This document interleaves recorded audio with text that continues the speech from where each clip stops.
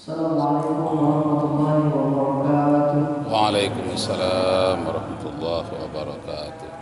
Alhamdulillah, syukurillah, sallallahu alaihi wa sallam ala rasulillah Muhammad bin Abdillah wa ummuhu aminah. Asyhadu an la ilaha illallah wa asyhadu anna Muhammadan abduhu wa rasuluh. Allahumma shalli ala Muhammad wa ala ali Muhammad. Alhamdulillah, Allah kembali bangkitkan kita dan kita menggerakkan iman kita menuju masjid yang kita cintai ini dalam rangka menunaikan kewajiban kita sebagai muslim dan muslimah. Kemudian salam kepada Nabi Rasulullah Sallallahu Alaihi Wasallam dengan mengucapkan Allahumma shalli ala Muhammad wa ala ali Muhammad.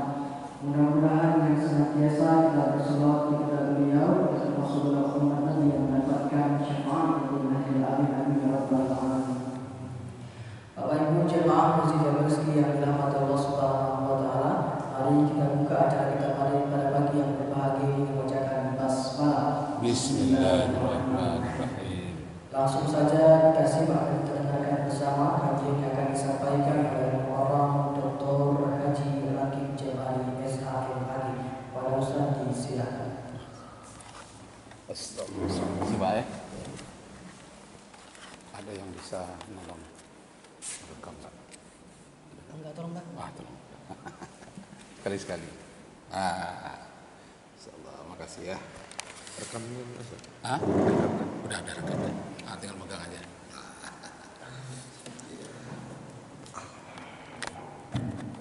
Assalamualaikum warahmatullahi wabarakatuh. Waalaikumsalam warahmatullahi wabarakatuh. Nasykurullah syukran katsiran wa alhamdulillah ala hidayatihi wa taufiqihi alladzi nahnu na'isu biha wa nusalli wa nusallimu ala sayyidina Muhammadin ala juddihi wa bazlihi bi tabligh syara'i'illah hidayatan. Amma ba'du, as'alukum syukran jazila ala masa'ilikum bil huduri fi hadzal masjid Jabal Rizki. Assalamualaikum khutbati ala dawatil Indonesia khususan Bapak Ibu kaum muslimin jemaah Masjid Jabal Rizki. Masjid Umum Salam masjid ya. Alhamdulillah mewah sekali, mengkilat semuanya. Alhamdulillah. Salawat dan salam kita ucapkan pula kepada Nabi kita Muhammad sallallahu alaihi wasallam. Allahumma shalli ala sayyidina Muhammad wa ala ali sayyidina Muhammad. Bapak terhormat, pada subuh hari ini kita akan mengkaji tentang pentingnya akal manusia. Jadi seandainya di dunia ini tidak ada agama, tidak ada hukum, tidak ada aturan, yang menjadi perhitungan oleh Allah dalam kita adalah akal. Jadi zaman putusnya Nabi antara Nabi Isa dengan Nabi Muhammad ada zaman fatrah namanya, putus kenabian. Ajaran Nabi Isa sudah dibelokkan, nabi-nabi belum turun, Nabi Muhammad belum datang. Dari kira-kira karena Nabi Muhammad itu lahir tahun 571 Masehi. Jadi mulai tahun abad pertama saja ajaran Islam yang dibawa oleh Nabi Isa sudah disimpangkan oleh Paulus. Nah, terbagi-bagilah orang tadi itu hanya menggunakan akalnya dan sedikit menggunakan kitab yang diturunkan oleh Nabi Musa dan Nabi Isa. Itu pun sudah tidak begitu jelas. Nah, zaman itu disebut dengan zaman fatrah. Pada zaman fatrah itulah lahirnya ayah Nabi Muhammad namanya Abdullah. Di zaman itu lahirnya ibu Nabi Muhammad namanya Aminah. Maka ditanya pada zaman apakah lahirnya Abdullah dan Aminah? Di zaman fatrah. Beda fitrah dengan fatrah. Fatrah artinya kosong kenabian. Kalau fitrah artinya kejadian asli. Di zaman fatrah itu lahirlah Abdullah dan Aminah. Nah, karena Abdullah dan Aminah itu lahirnya di zaman fatrah, maka yang berlaku berakal. Dan kemudian sedikit ada suruh Nabi Ibrahim, agamanya disebut dengan Hanif, agama yang lurus, mengikut nenek moyangnya Nabi Ibrahim. Nah, tapi Nabi waktu itu putus. Maka ayah dan ibu Nabi masuk surga. Kenapa? Karena syariat Islam belum turun. Kenapa ini kita bahas? Karena ada yang mengatakan ayah dan ibu Nabi masuk neraka katanya. Lupa dia bahwa ayah dan ibu Nabi lahirnya di zaman fatrah. Jadi dia masuk surga. Nah, asas apa yang dipakai di zaman fatrah itu? Asas tauhid, mengesahkan Allah, tidak menyembah patung, tapi dia yakin bahwa Allah itu esa.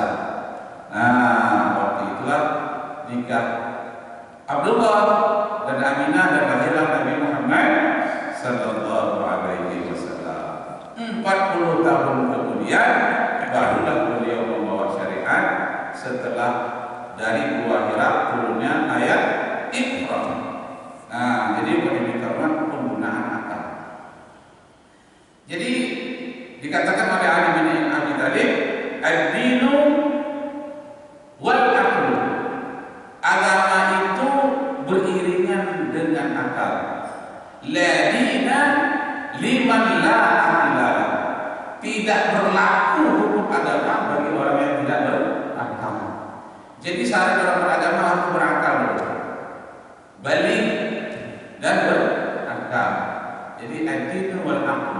Agama itu bersamaan dengan akal. Tidak berlaku hukum agama bagi orang yang tidak berakal. Bapak dan Ibu terhormat, Muaz bin Jabal adalah salah seorang sahabat Nabi yang mati kena virus. Tapi virusnya bukan virus corona. Namanya virus ta'un. Virus ta'un itu sejenis sakit perut yang menular, kolera. Nah, ada 6 sahabat Nabi yang wafat akibat virus. Yang terkenal pertama itu adalah Muaz bin Jabal. Muaz bin Jabal ini pernah menjadi hakim di Yaman. Ketika dia dikirim ke Yaman oleh Rasulullah, bertanya Rasulullah kepada Muaz bin Jabal, "Ya Muaz, kaifa taqtadi?" "Ya Muaz, bagaimana engkau memutuskan suatu perkara kalau engkau nanti jadi hakim di Yaman?" Jawabnya, bil Quran, bil kitab. Sadiq, betul kata Rasulullah. Kalau tidak ada di Quran, karena hukum itu beragam-ragam, daerahnya sudah lain kecil, karena Al-Quran sifatnya global, sehingga tidak ada di dalam Al-Quran hukum yang akan engkau putuskan itu. Jadi dalam Al-Quran tidak ada.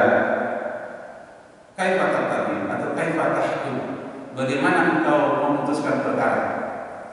Kata Muaz bin Jabal, bis-sunnah, dengan sunnah, dengan hadis.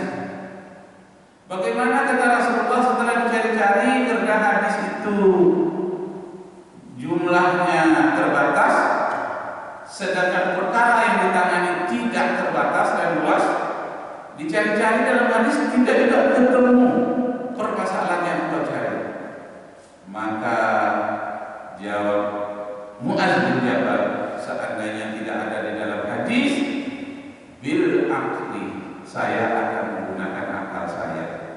Dalam bahasa digunakan waktu itu bil ra'yi, menggunakan akal pikiran saya. Nah, itulah peranan akal. Jadi apa yang dikatakan dalam satu perkara, kalau kita lihat di dalam Al-Quran tidak ada, dalam hadis tidak ada, bil ra'yi, atau kata Muaz bin Jabal, ijtihad bil ra'yi, saya akan berijtihad dengan akal pikiran saya. Nah, begitulah pentingnya akal. Penting sekali. Itu sebabnya di dalam Al-Quran banyak sekali afala taqilun, tidakkah kamu menggunakan akal. Jadi akal itu penting sekali.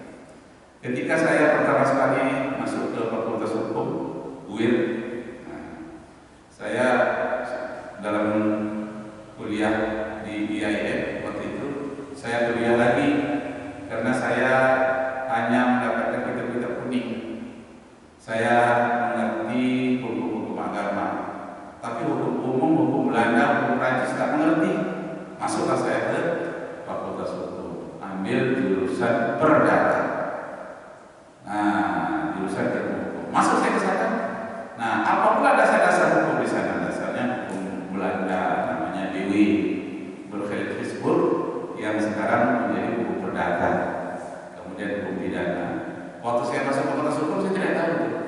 Apa itu pidana, apa itu perdata?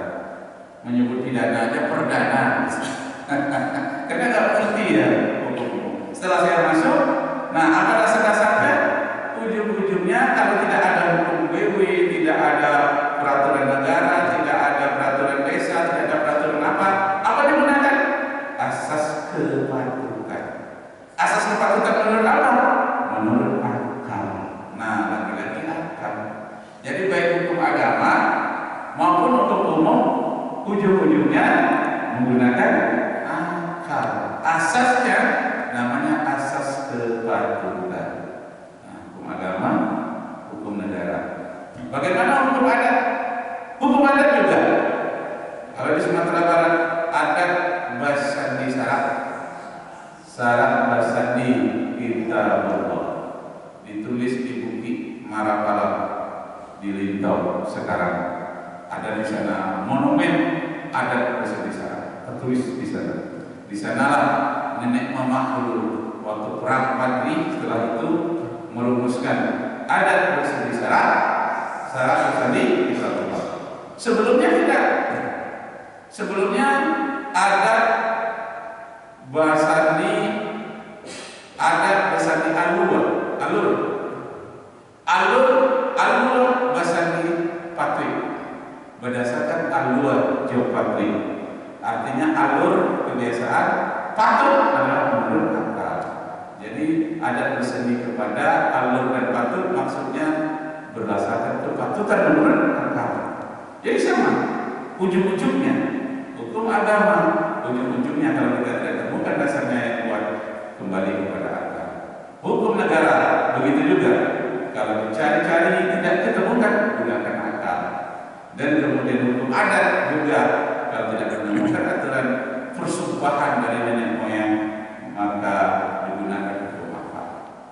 Jadi kalau hukum adat itu dasarnya adalah persumpahan nenek moyang. Tidak boleh kawin sesepuh, pilihan sama-sama pilihan, patapang sama-sama patapang atau sepupu lainnya, itu tidak boleh, itu berdasarkan persumpahan nenek moyang. Siapa yang menikah satu suku akan terkena sumpah nenek moyang, ke atasnya tidak berpucuk, ke bawahnya tidak berakar, di tengah-tengah digiri kumbang.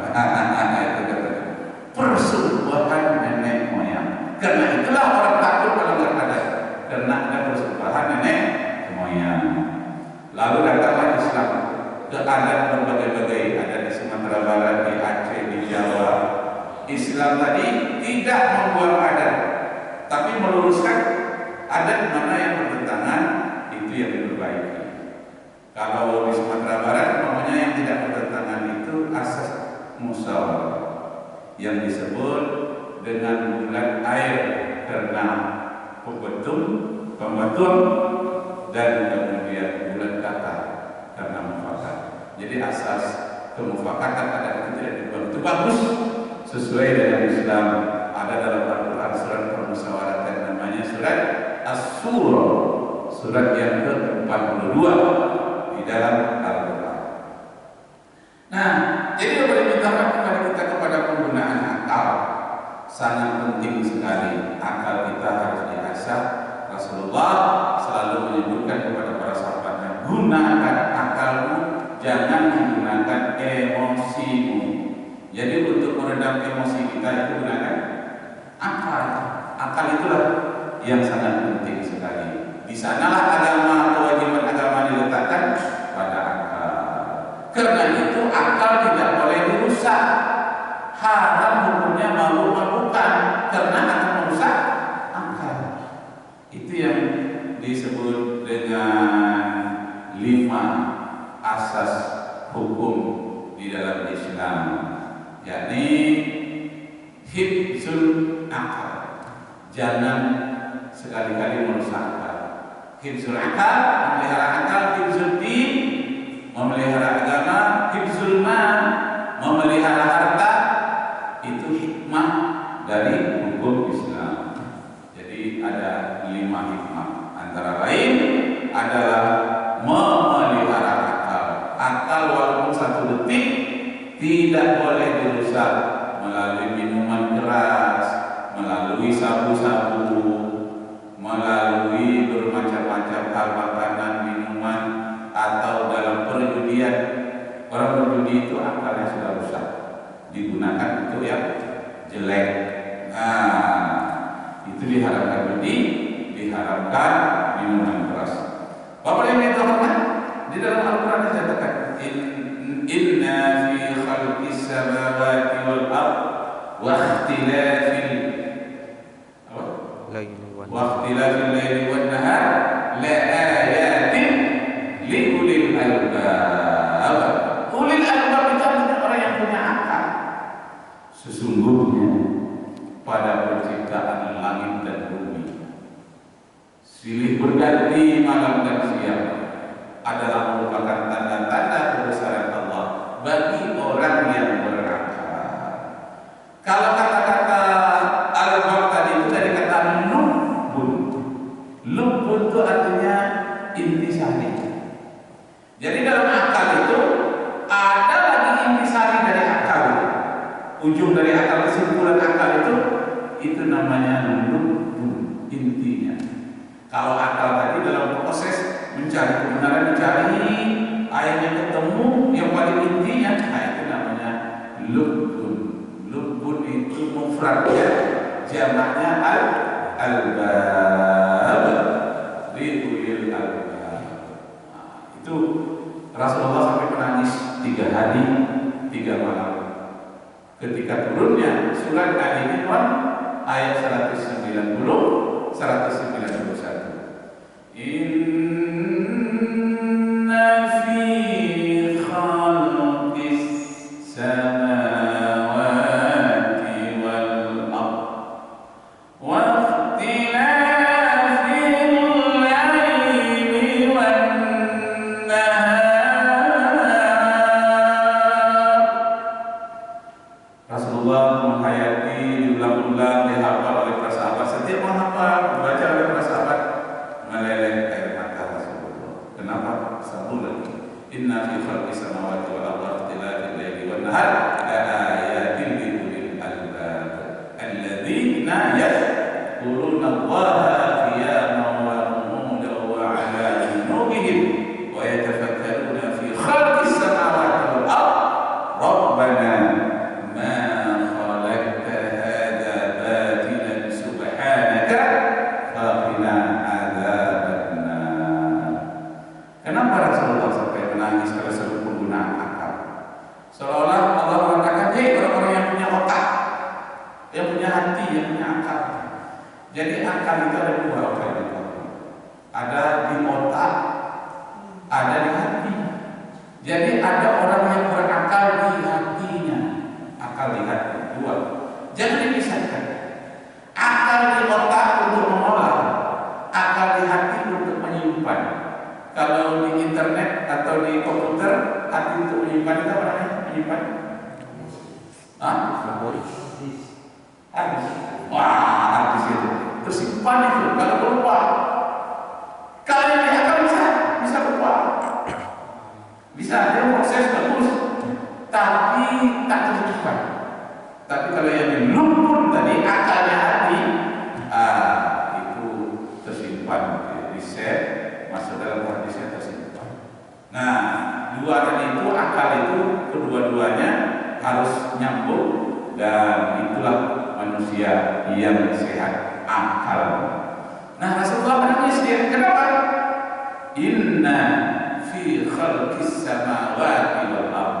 Inna itu faedahnya ditakkid namanya, menguatkan. Artinya sungguh, banyak sungguhnya. Tetapi karena terlalu banyak, disatu saja menjadi inna, sesungguhnya, fi khalqis samawati wal ard, pada penciptaan langit dan bumi, wa ikhtilafil laili wan nahar. Nah, lebih kencang lagi tangisnya Rasulullah pada wa ikhtilafil laili wan nahar, saling silih bergantinya siang dan malam. Kalau tidak berganti-ganti lah Bapak Ibu, siang terus-menerus, tidak ada malam, maka 100 hari pertama siang itu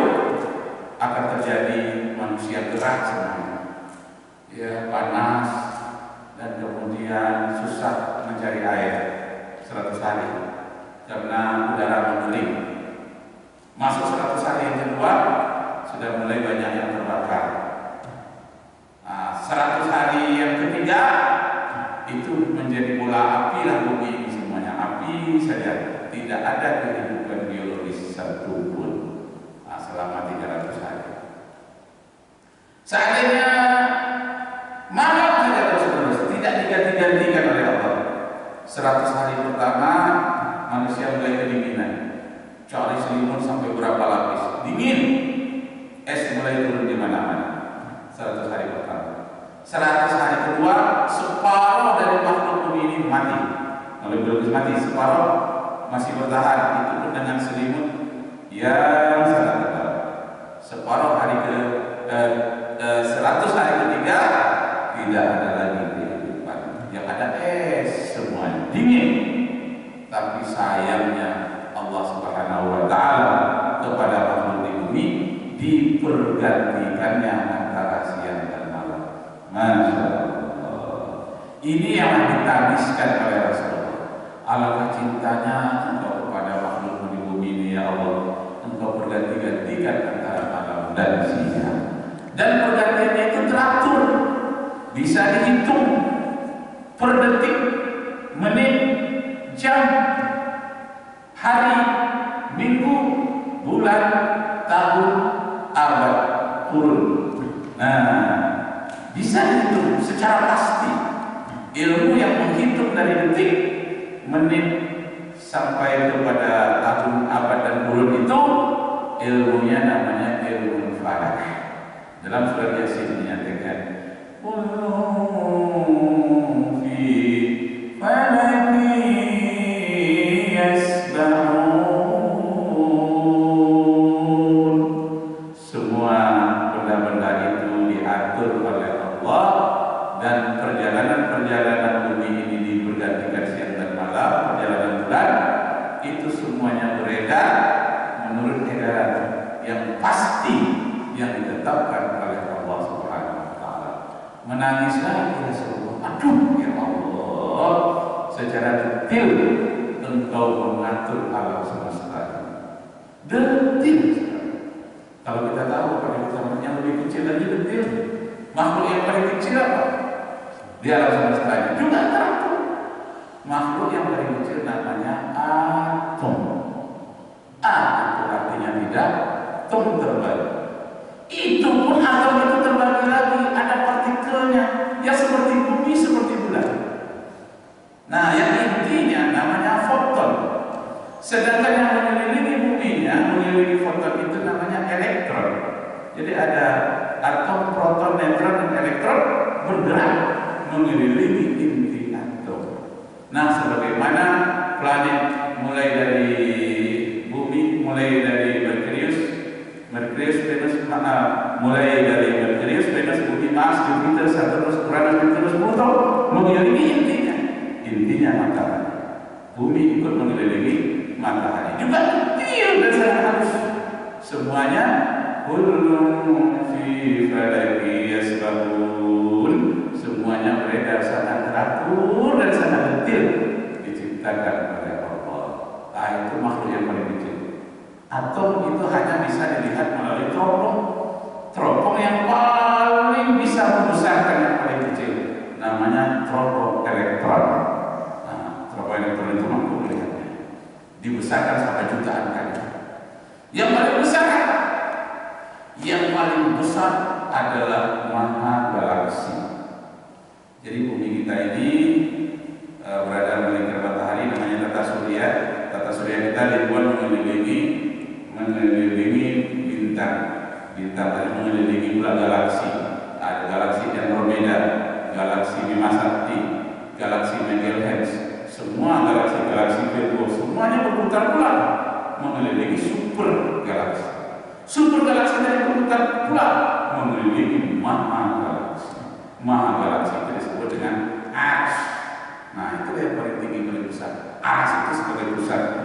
Jadi Aras itu adalah tempat pengendalian seluruh makhluk Allah yang nyata maupun yang tidak nyata. Malaikat pun berhimpun di Aras.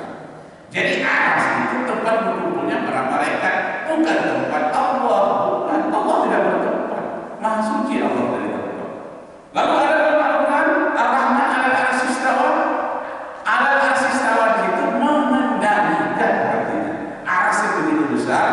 mengendalikan alam semesta dikendalikan pula oleh Allah Subhanahu wa ta'ala. Allah Maha Suci dari tempat. Kenapa arsy itu terlalu kecil bagi Allah?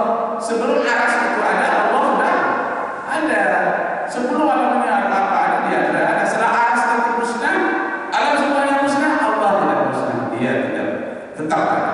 Itu disebut dengan wujud. Nah, itu oleh anak-anak MDA itu menyanyi wujud tidak mukhalafatu lil hawadisi qiyamu bi nafsi wahdaniyan qudrat iradat ilmu hayya sama basarka qadiran muridan ilman hayyan samina basiran tekallima. Ini saya sempat terkejut ketika saya belajar filsafat, filsafat Yunani, filsafat Romawi, filsafat adat. Ternyata setelah dipelajari luar biasa pendidikan Al-Quran. Ujung-ujungnya dari filsafat itu adalah memahami kekuasaan Allah Subhanahu wa ta'ala. Karena filsafat itu akan mencari kebenaran. Cuma bedanya orang filsafat, terutama filsafat barat, dia mencari yang tidak berujung, tidak tertunduk kepada penyerahan diri kepada Allah. Dia masih mencari terus. Kalau filsafat Islam, renungan dalam Islam, dia berawal dari tauhid kepada Allah, baru dia mencari yang lain. Inilah yang ditangiskan oleh Al-Ghazali. Al-Ghazali ini beliau ahli dalam ilmu aqidah, ahli tauhid, kemudian belajar filsafat, ahli pula dalam filsafat Yunani, filsafat yang lain. Nah, akhirnya dia tidak menemukan kepuasan dalam filsafat barat yang dia pelajari. Dia menemukan dalam filsafat Islam itu yang disebut dengan sufi.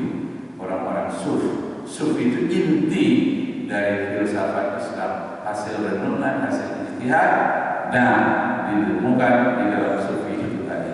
Maka disebut dengan sufi Al-Ghazali. Nah, kalau yang didorong kembali pada penggunaan akal. Pernah pada satu kali, berapa kali lagi? Bisa ya. Pada satu kali penggunaan akal ini, yang paling terkenal penggunaan akal ini di zaman Khalifah Abu Ja'far al-Mansur, namanya Abu Nawas. Tapi bukan Abu Nawas yang lucu-lucu itu, bukan. Karena ada dua, satu sebagai hakim penasehat Khalifah. Kalau yang satu tadi yang ada model pada saat 1001 malam ya, lain, ini lain. Karena di Pakistan pernah juga presidennya namanya Abu Nawas Sharif namanya. Nah, ini lagi. Jadi pada satu kali karena dia penasehat hukum Abu Nawas tadi, Khalifah waktu itu bernazar. Apa nazarnya? Kalau nanti saya mendapatkan anak perempuan, karena anaknya laki-laki, kalau saya mendapat nanti anak perempuan, saya akan menyembelih kambing yang terbesar, yang panjang tanduknya 3 jengkal. Di sini payahnya mencari kambing yang panjang tanduknya 3 jengkal. Itu nazarnya. Lahir anaknya perempuan, cukup 1 kambing. Tapi dan kepada para pengawalnya, para sahabatnya, suruh mencari kambing yang panjang tanduknya 3 jengkal tidak ketemu. Pada umumnya 2 jengkal. Itu paling panjang. Nah, datanglah kepada Abu Nawas yang pandai menggunakan akal. Datang bertanya, wahai Abu Nawas, Khalifah susah sekali untuk membayar nazarnya, karena hakikatnya akan membayar dengan seekor kambing yang panjang tanduknya 3 jengkal, tidak bertemu. Jadi apakah bisa tetap dia membayarkan nazarnya? Jadi kata Abu Nawas, bisa. Bagaimana?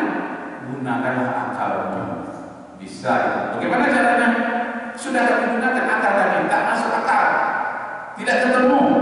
Ada kambing yang panjang tanduknya 3 jengkal. Ya. Kambingnya sudah ada sekarang, sudah, tapi tidak sampai 3 jengkal tanduknya. Ya. bawa kambing itu kemari. Nah ini katanya, kumpulkan ulama-ulama di hadapan saya, ulama istana, untuk menyaksikan bisa atau tidak kambing itu dijadikan untuk bayar nazar khalifah.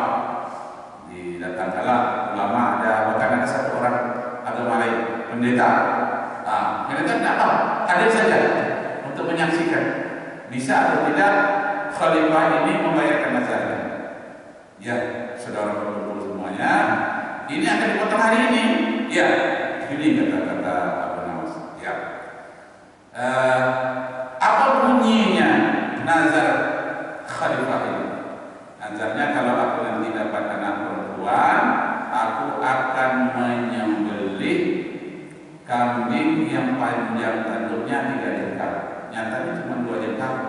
Nah, begini, buat kambing di sini. Mana anak yang akan diakikahkan itu? Ini anaknya, dia gendong. Bismillahirrahmanirrahim. Dia ambillah jengkal anak kecil tadi. Dijengkalkannya 1, 2, 3, amal lebih. Nah, bisa kepada kenapa? Karena panjangnya harus 3 jengkal. Kan tidak disebutkan jengkal orang dewasa. Jengkal anak kecil. Yang penting 3 jengkal. Ditanyakan kepada ulama, sah atau tidak? Tidak sah. Hanya ada pendeta 1 orang menyaksikan.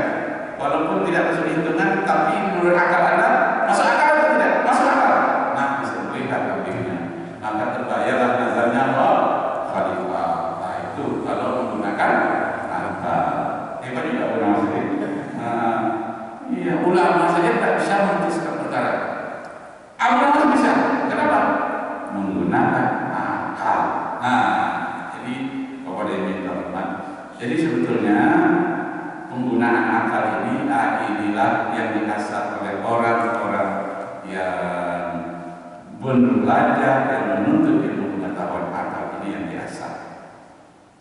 Bapaknya orang kuliah S1, apa tingkatan akalnya? Kalau kuliah S1, S1 itu tingkatan akalnya sudah ditetapkan itu berdasarkan teks. Maka dosen yang memeriksa skripsi S1 diperiksa teksnya untuk satu, karena nggak salah tulis, benar atau tidak hurufnya, letak hurufnya benar atau tidak dikoreksi satu persatu, baris per baris. Nanti diuji mengerti atau tidak yang dia tulis. Itu tingkat akal S1. Kalau tingkat akal S2, yang tulisan yang salah-salah seperti itu tadi tidak seberapa diperhatikan, tapi yang diperhatikan namanya konteks. Dan tidak ada teks, nggak ada huruf-hurufnya ini tanya. Salah-salah ketik itu nggak diperhatikan. Yang diperhatikan konteks. Dalam konteks apa Anda menulis ini? Apa penyebabnya Anda menulis? Manfaatnya apa? Dan apa faedahnya nanti? Konteksnya, dalam konteks apa Anda menulis? Jadi dari teks berpindah ke konteks. Nah, kalau sudah S3, konteks tidak ditanyakan lagi. Teks tidak seberapa diperiksa, dianggap sudah selesai. Ya, tentang konteksnya dalam konteks apa dianggap sudah selesai. Yang ditanyakan apa? Akal, pikiran, filosofis. Ada apa? Makanya dari S3 gelarnya PhD, Philosophy of Doctor. Yang ditanyakan adalah nilai-nilai filosofis apa yang terkandung dalam tulisan Anda. Itu yang ditanyakan. Akal, kekuatan akal kita memahami apa yang kita tulis itu harus tajam, tidak boleh menyinggung yang lain, betul-betul menjurus. Nah, kalau dia bisa menjawab nilai-nilai filosofis yang terkandung dalam dia tulis, berhak untuk mendapat gelar doktor. Bapak Ibu tahu, saya menulis tentang memukul anak. Nah, jadi pertanyaannya waktu saya ujian tertutup, ujian terbuka dan tertutup. Nah, itu ditanyakan kepada dosen penguji. Apa katanya? Anda mengatakan memukul anak yang tidak sholat boleh di dalam Islam, tapi dalam hukum umum itu namanya melanggar HAM. Nah, pertanyaan saya, nah ini dia, bisakah memukul anak tanpa melanggar HAM? Bisa atau tidak memukul anak tanpa mengandung kekerasan? Karena kita katakan boleh memukul anak tidak sholat itu sudah kekerasan. Sekarang pertanyaannya, bisakah memukul anak tanpa kekerasan? Kalau Anda bisa jawab, saya sahkan Anda dapat doktor pada hari ini. Kalau tidak jadi dokter dari Aceh, namanya Profesor Dr. Abu Bakar Aliasa, ketua dari Dinas Sains Aceh. Nah, yang lainnya 11 Pak pengujinya, 11 profesor doktor. Saya sendiri. Kalau di ruangan tertutup itu tidak ada orang lain yang nonton. Mau dihamun maki saya masalahkan saya siap. Tapi untuk aman-aman saja. Pada dia terbuka, itu boleh semua orang masyarakat sekitar boleh nontonnya, malah dikasih makan, ya kan? Jadi tutup terbuka. Itu pertanyaannya. Bisa kita memukul tanpa mengandung kekerasan? Tidak melanggar. Apakah bertentangan antara hukum Islam yang membolehkan memukul dengan hak yang melarang memukul? Ada itu tentang Undang-Undang Nomor 35 Tahun 2014 dilarang memukul anak di Indonesia, baik anak sekolah maupun anak kandung sendiri bisa masuk penjara. Pertanyaannya, bagaimana kita bisa memukul anak tapi tidak melanggar hak, tidak mengandung kekerasan? Saya jawab, bisa, Prof. Apa dia? Pertama, jangan berbekas kalau memukul. Yang kedua, sifatnya hanya menggertak, bukan memukul benar-benar. Sifatnya menggertak. Yang ketiga, tidak boleh di tempat yang sensitif. Seperti sensitif itu ketiak, leher. Yang tidak sensitif itu telapak tangan. Kemudian jangan dia diberi malu. Jadi sifatnya menggertak. Oh begitu ya? Apa dasarnya? Saya bacakan hadis-hadis yang menyatakan seperti itu. Akhirnya boleh bisa diterima dan berhak untuk diwisuda sebagai seorang dokter. Jadi pada teman-teman, apa yang digunakan itu? Akal kita yang diuji, akal kita yang harus diluruskan.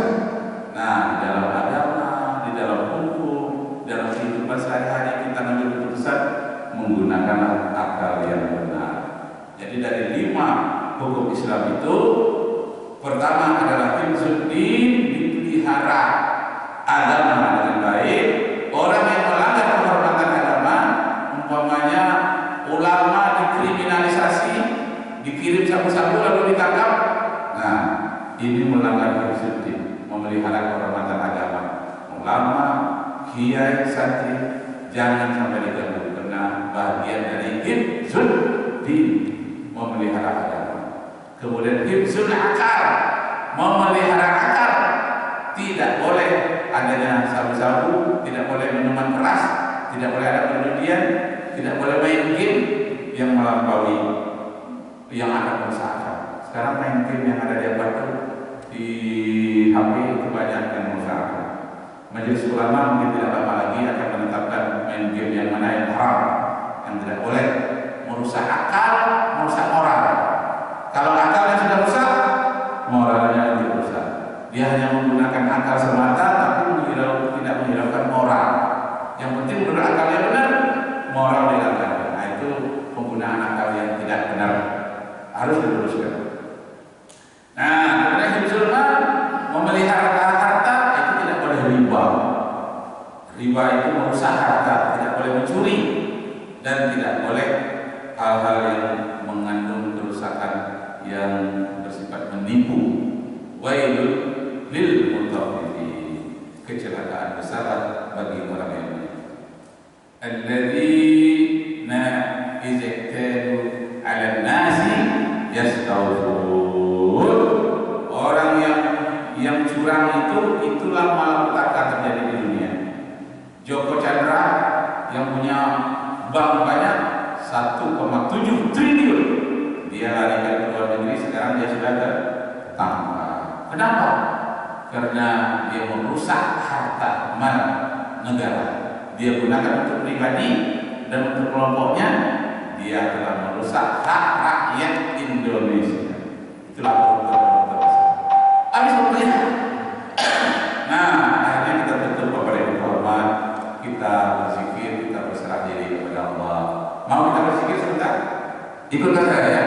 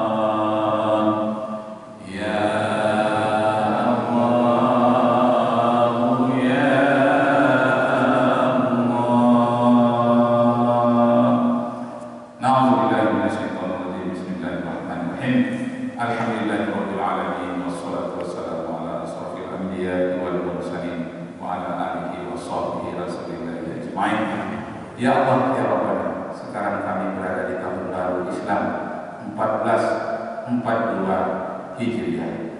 Karena itu ya Allah, berikan semangat yang baru kepada kami umat Islam, berikan kekuatan yang baru ya Allah, dan kami meninggalkan dosa-dosa kami yang lama, dan tutuplah pintu maksiat dalam kehidupan kami yang baru.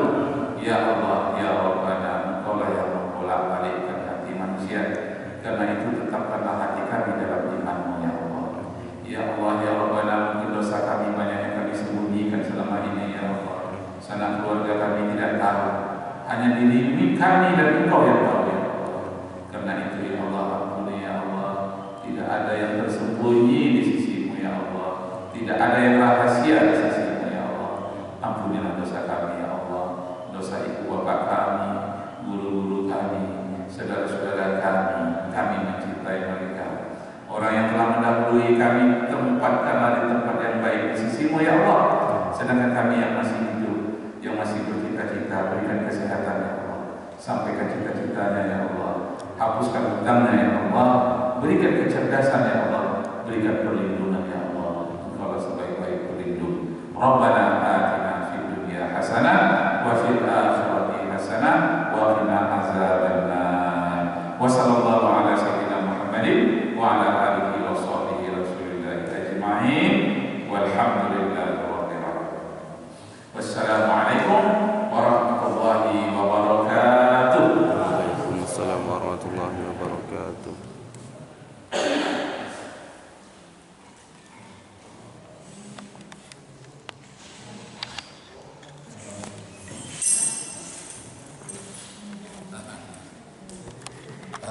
Makasih Ustaz ya. Terima kasih banyak kita ucapkan kepada Ustaz yang sangat luar biasa laksanakan dalam kehidupan kita sehari-hari. Kita cukup membacakan hamdalah alhamdulillah rabbil alamin dan bisa kita teruskan dengan Allah. Assalamualaikum warahmatullahi wabarakatuh. Waalaikumsalam warahmatullahi wabarakatuh.